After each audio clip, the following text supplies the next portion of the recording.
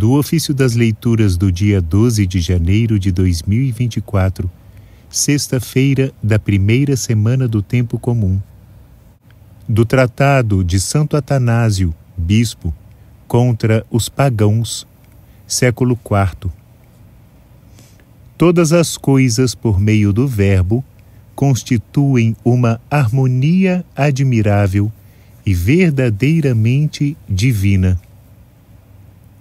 Nada há do que existe e acontece que não tenha sido feito e não tenha consistência no Verbo e por meio do Verbo, como ensina o teólogo.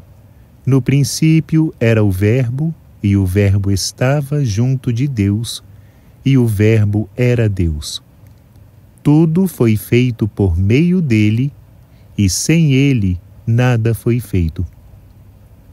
Como o músico com a lira bem afinada, combinando habilmente os sons graves com os agudos e os intermédios, executa uma harmonia, assim também a sabedoria de Deus, tomando em suas mãos o universo como uma lira, associando as coisas do ar com as da terra e as do céu com as do ar, harmonizando o singular com o todo, segundo a sua vontade e beneplácito, criou um mundo unificado, formosa e harmoniosamente ordenado.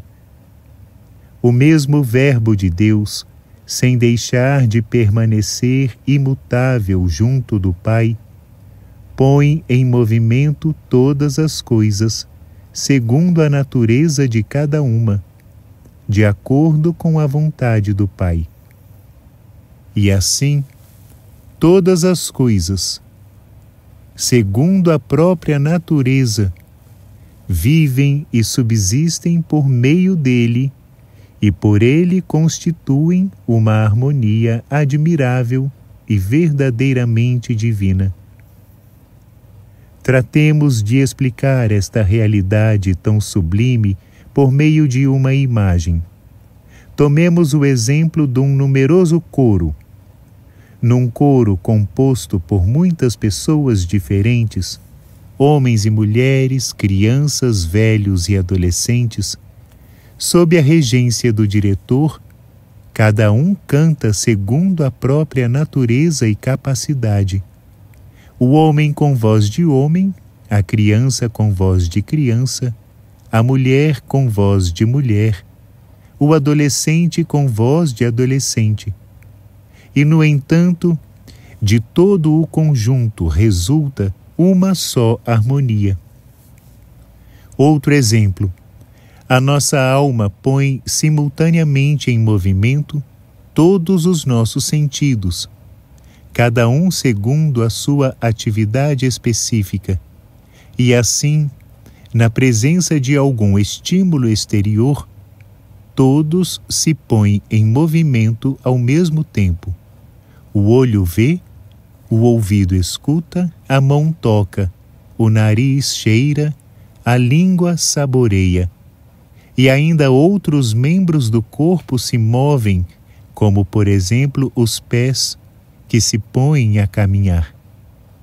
De maneira semelhante acontece na criação em geral.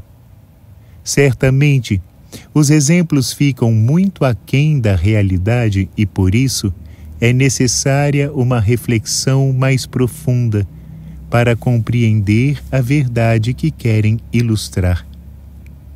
Concluindo, há um só sinal da vontade do Verbo de Deus, todas as coisas foram tão bem organizadas que, exercendo cada uma a atividade que lhe é própria, constituem todas juntas uma só ordem perfeita.